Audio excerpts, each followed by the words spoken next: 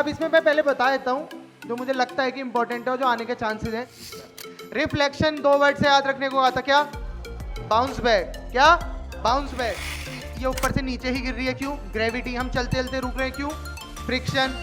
तो सब लॉ है ना। तो इस चैप्टर हमें पता है हमने कितने पार्ट्स में तोड़ा है? 2 पार्ट्स में। क्या क्या है? रिफ्लेक्शन एंड सबसे पहले पढ़ेंगे क्या? रिफ्लेक्शन पढ़ते हैं, ठीक है। अब इसमें मैं पहले बता देता हूं जो मुझे लगता है कि इंपॉर्टेंट है और जो आने के चांसेस हैं। सबसे पहले यहाँ पे आपको एक लॉज तो पता होनी चाहिए, लॉज ऑफ रिफ्लेक्शन। यहां पूछे ना पूछे, लॉज पे क्वेश्चन पूछे ना पूछे, लॉज पे क्वेश्चन पूछ सकता है 1 मार्क्स का। कैसा क्वेश्चन पूछता है अभी पता चलेगा। दूसरी चीज इसमें जो इंपॉर्टेंट है, इमेज फॉर्मेशन। एक इमेज फॉर्मेशन का क्वेश्चन दे सकता है। तीसरा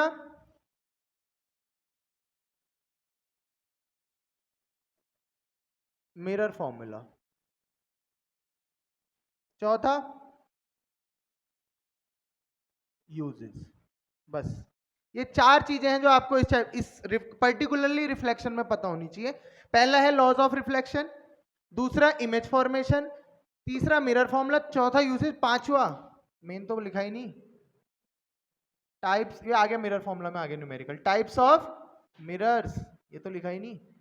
टाइप्स ऑफ मिरर्स मेन तो यही है। अब ऐसे इमेज फॉर्मेशन में आ गया हो, लेकिन टाइप्स ऑफ मिरर्स में बहुत क्वेश्चन पूछता है। हमें लगता है ना मिरर खाली कॉनकेव, कॉन्वेक्स और प्लेन है, उसमें बहुत क्वेश्चन पूछे जाते हैं। वो यूजेस हम नहीं पढ़ते चीजों के। यूजेस हम एसिड बेस सॉल्ट में भी हम सॉल्ट्स के यूजेस नहीं पढ़ते ना। हम जब सॉल्ट पढ़ लिया, उसका फॉर्मेशन पढ़ लिया, बस यूजेस पे क्वेश्चन डालता है वो, पता है। मैंने आपको बताया है, आपसे पूछता है परमानेंट हार्डनेस ऑफ वाटर कौन रिमूव करता है? Washing soda. यूज है, ये मैंने यूज में लिखा रखा है ना। यूज भी इंपॉर्टेंट है। तो जो जो चीजें इंपॉर्टेंट आपको लगता है, लिमिटेड तो लिखाते हैं, वो लिमिटेड ही पढ़ना है। अब उस लिमिटेड को भी आप काटोगे तो बहुत छोटा बन जाएगा, फिर दिक्कत हो जाएगी। तो स्टार्ट करते हैं सबसे पहले लॉज ऑफ रिफ्लेक्शन। सबसे पहले मैं बताता हूँ रिफ्लेक्शन क्या होता है। रिफ्लेक्शन 2 वर्ड से याद रखने को आता, क्या? Bounce back. क्या? Bounce back. रिफ्लेक्शन मतलब ही क्या होता है? Bounce back. और बाउंस बैक कोई भी चीज कहां से कब करेगी? जब कोई आगे से ऑब्स्टेकल रखा होगा। मैंने कहा मैंने इसको यहां से फेंका, ये मेरे पास तक आ गया, रिफ्लेक्शन है। बाउंस बैक कहां हुआ है? तो आगे को जाएगा। अब मैं मान लो ये बॉल है, ये बॉल ली मैंने, बॉल फेंकी, वापस आ गई, मतलब क्या है? रिफ्लेक्शन। बाउंस बैक करके आई ना, तो मैं इसे क्या कह सकता हूं? ये क्या है? रिफ्लेक्शन। तो रिफ्लेक्शन सिंपल अगर आप समझो क्या है, एक वर्ड से, बाउंस बैक। अबे पूरी कहानी जो हमने इस चैप्टर में पढ़नी किसकी है? बाउंस बैक की कहानी है। बाउंस बैक मतलब लाइट एक मीडियम से जा रही है, उसी मीडियम में वापस आ रही है। मैंने बॉल यहां से फेंकी, दीवार के अंदर गई, दीवार के पार गई है, वापस इधर आई, वापस इधर आई। तो जिस मीडियम से लाइट जा रही है, मीडियम मतलब ये एयर, एयर से जा रही है और एयर में ही वापस आ जा रही है, तो मैं इसे क्या कहूंगा? रिफ्लेक्शन।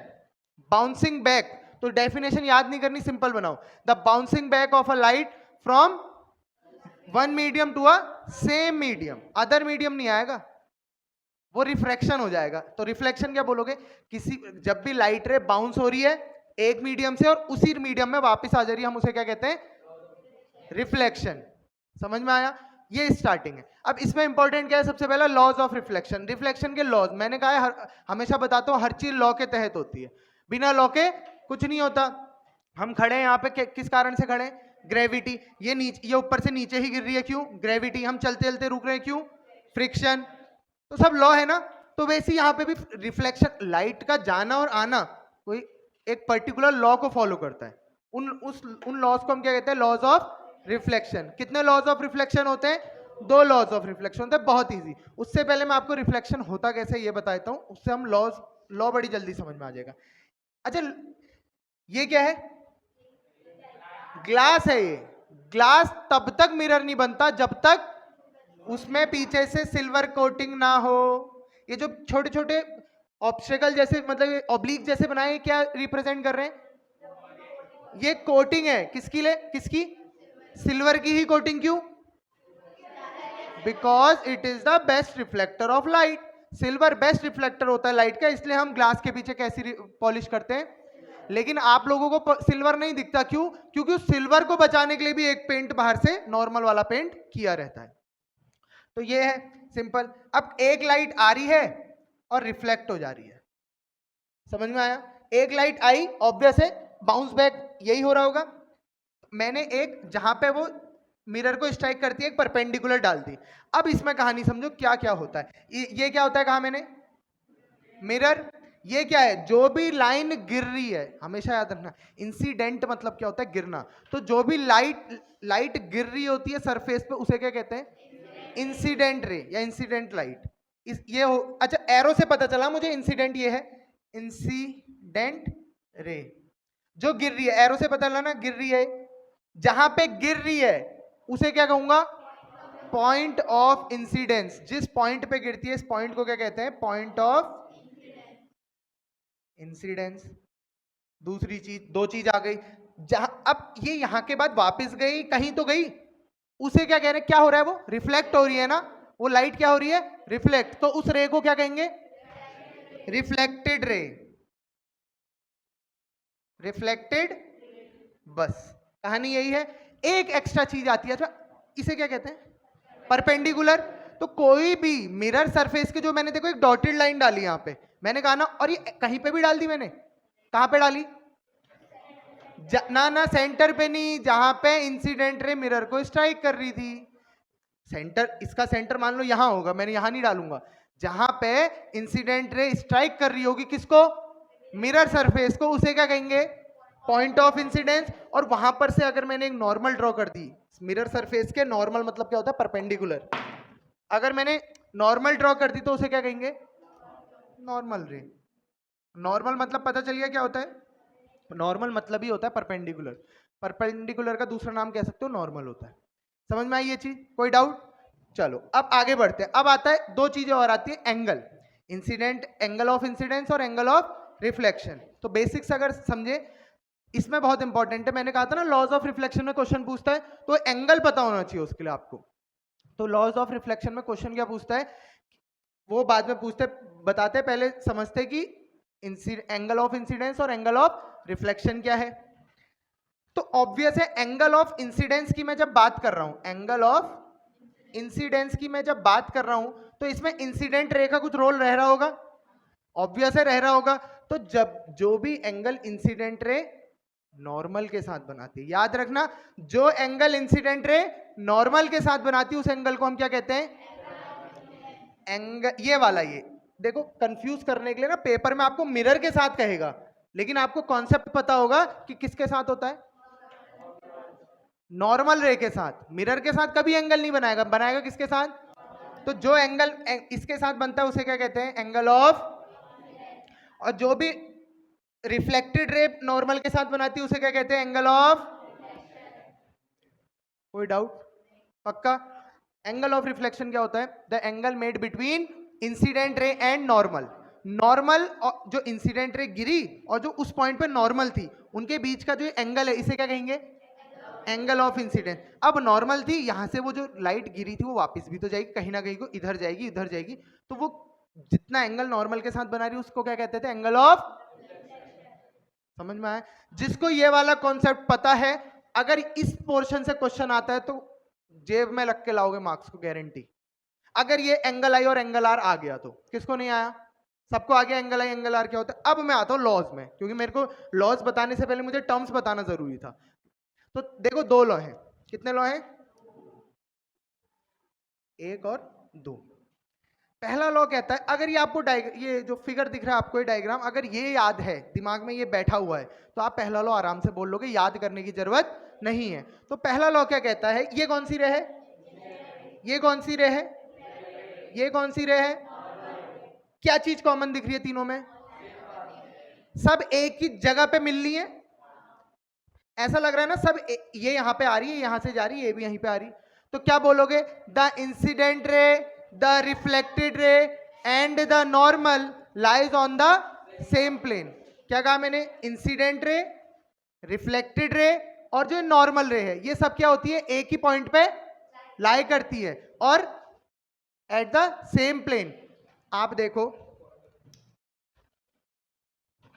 ये मान लो, ये देखो इंसिडेंट रे, ये इंसिडेंट थी, उस पॉइंट पे ये नॉर्मल था, और ये यहां पे, यहां से क्या हुई, रिफ्लेक्ट हुई। अच्छा, ये तीनों चीज कहां पे हो रही है? एक ही प्लेन पे हो रही है। तो क्या कहा मैंने? लॉ यही बना, the incident ray, the reflected ray and the normal ray all lie on the at the, कहानी खत्म। ये आप लोग मेरी आवाज बोल रहे हो अभी, ये खुद से नहीं बोलोगे ना, खुद से नहीं बोला जाएगा। ये खुद से कब बोलोगे? जब घर जाके ना यही चीज आप अपने आप को दोबारा पढ़ा रहे होगे। तो क्या बोलना है? The incident ray, the reflected ray and the normal all lie on the at the, खत्म पहला लॉ। समझ में आया पहला लॉ? पहला लॉ ऑफ रिफ्लेक्शन क्या कहता है? जो इंसिडेंट रे होती है, रिफ्लेक्टेड रे होती है और नॉर्मल रे होती है। अरे दिख रहा है, याद क्यों करना है जब हमें फिगर पता है? तो नहीं पता फिगर वहीं पे बना लो। अगर हमें पता है कॉन्सेप्ट, एक मिरर है, ये भी नहीं पता, लो एक मिरर है, एक लाइट आई, वो रिफ्लेक्ट होगी, ऑब्वियस है। तो जहां पे गिरती है वहां पे एक नॉर्मल बना देता हूं मैं। तो ये होती है इंसिडेंट रे, ये होती है रिफ्लेक्टेड रे और ये होती है, तीनों एक ही प्लेन पे लाई कर रही हैं और एक ही, बस प्लेन और पॉइंट याद रखो। तो कंफ्यूज हो जाते हो तुम कि प्लेन ऑफ इंसिडेंस बोल देते हो। एक प्लेन है और एक पॉइंट है, किसी एक पर्टिकुलरली पॉइंट पे तो जा रही है, वो पॉइंट से निकल रही है ना, ये वाले पॉइंट से। उस पॉइंट का नाम भी पता है हमें, क्या है? पॉइंट ऑफ, कहानी खत्म। पहला लॉ समझ में आया? कोई डाउट किसी को? अब आते हैं दूसरे लॉ पे। दूसरा इंपॉर्टेंट है, दूसरे पे क्वेश्चन बनेगा, इस पे कभी कोई क्वेश्चन नहीं बनेगा, पहले लॉ पे पता होना चाहिए। लेकिन दूसरा लॉ क्या कहता है? The angle of incidence is always equal to angle of reflection. जो एंगल आई है, मतलब एंगल आई कौन सा? जो नॉर्मल और इंसिडेंट रे के बीच में, मान लो ये 30 डिग्री पे गिर रही थी, किसके साथ गिर रही थी? नॉर्मल के साथ। इंसिडेंट रे गिर रही है तो किसी के साथ एंगल बना रही है, वो कौन है? नॉर्मल। कितना डिग्री का एंगल बना रही है? तो गिरे जाएगी भी वापसी कितने डिग्री से? जितने पे गिरेगी उतने पे जाएगी।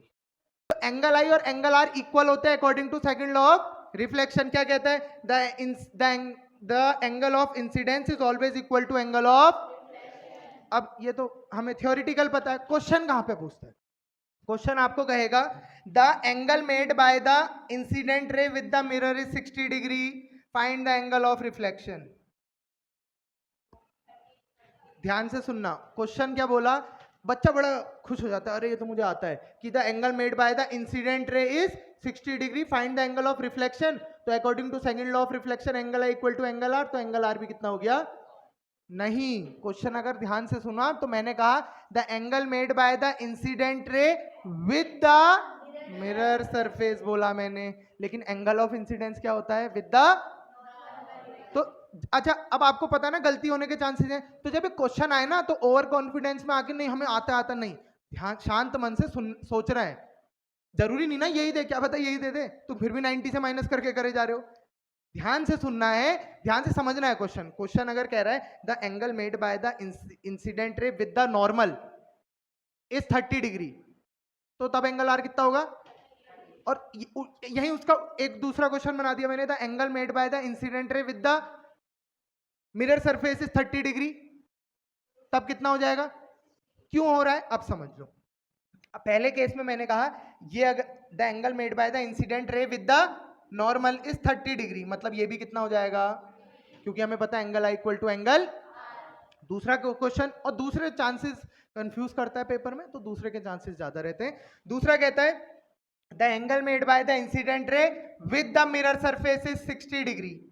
अब ये 60 आपको पता है पूरा 90 था, इतना 60 तो बचा हुआ कितना? नॉट ऑब्वियस है ना, ये मैंने कहा था ऐसे गिर रही, ये है। अब इतने, ये 60 है, इतना बचा हुआ कितना होगा? 90 में से माइनस तो करोगे, तो ये कितना आ गया? 30। अब ये 30 तो ये भी कितना? तो बेसिक कॉन्सेप्ट पता होना चाहिए कि इसके इंसिडेंट रे और नॉर्मल के बीच के एंगल को एंगल आई कहते हैं, और नॉर्मल और रिफ्लेक्टेड रे के बीच के एंगल को क्या कहते हैं? Angle r. समझ गया? और angle I equal to angle r होता है हमें according to second law of reflection पता है। कोई दिक्कत? एक और क्वेश्चन जो पूछने के चांसेस हैं, अच्छा क्वेश्चन है, कि अगर लाइट रे नॉर्मल के ऊपर से जा रही है तो किस पाथ पे वापस जाएगी? सेम पाथ पे। क्यों? According to second law of reflection. Question समझो, मैंने कहा, अच्छा कुछ ऐसा है, मैं अगर फिगर की हेल्प से समझाऊं आपको, ये मिरर है,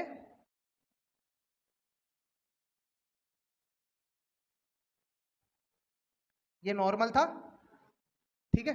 अच्छा नॉर्मल मैंने गलती करी, पहले बना दिया, क्योंकि नॉर्मल कब बनेगा, जब इंसिडेंट रे जहां पे गिर रही है उस पॉइंट पे आएगा नॉर्मल। या कहीं भी बना दूंगा नॉर्मल। मान लो लाइट यहां गिर रही है, मेरे नॉर्मल यहां जाएगा क्या? नॉर्मल कहां जाएगा, जहां पे इंसिडेंट रे मिरर को स्ट्राइक कर रही है उस पॉइंट पे बनेगा। अब मैंने कहा मेरी रे परपेंडिकुलर गई, किसके, मिरर सरफेस के, तो कितने डिग्री के एंगल पे रिफ्लेक्ट होगी, 90 डिग्री के, 0 डिग्री, 90 डिग्री करता है बच्चा। क्यों पता है? वो कहता है अरे ये 90 डिग्री तो रिफ्लेक्ट भी 90 डिग्री होगी ना। कॉन्सेप्ट क्या था, एंगल किसके साथ बनता है, नॉर्मल के साथ। हम इसके साथ जो क्या देखेंगे, मिरर के साथ।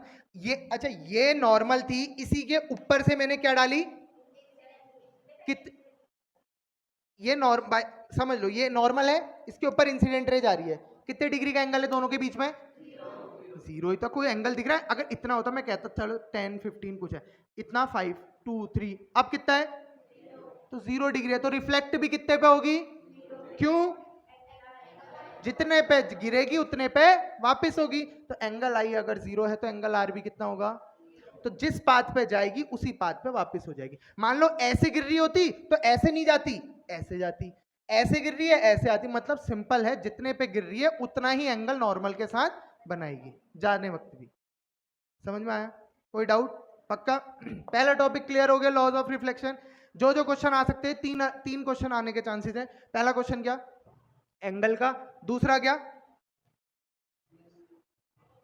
अगर इसी के ऊपर गई, अगर लाइट इसके ऊपर जाती है तो क्या होता है, मतलब अगर नॉर्मल के ऊपर से लाइट इंसिडेंट होती है तो क्या होता है। तीसरा क्वेश्चन लॉज ऑफ रिफ्लेक्शन ही पूछ सकता है, सबसे थर्ड ग्रेड क्वेश्चन होगा, अगर पूछ रहा है तो आप लोग के लिए अच्छा है। 2 मार्क्स में पूछेगा, explain the laws of reflection, तो अच्छा है, अच्छे से। ये नहीं कि 2 मार्क्स में तो कुछ भी लिखा हो। लॉ लिखा, पहला लॉ लिखा, फिगर की हेल्प से समझाया, दूसरा लॉ लिखा, या फिर पहला और दूसरा लॉ लिखा और एक फिगर बना लिया, अच्छे से उसको एक्सप्लेन करा। 2 मार्क्स बहुत, 2 मार्क्स आराम से आ जाना है, इसमें कोई बड़ा चढ़ा के नहीं लिखना है, क्योंकि लॉ में जितना हमें पता है उतना ही तो लिखेंगे, लॉ जो दिया गया है। समझ में आया, कोई डाउट? किसी को पूछना है लॉज ऑफ रिफ्लेक्शन में कुछ तो बताओ।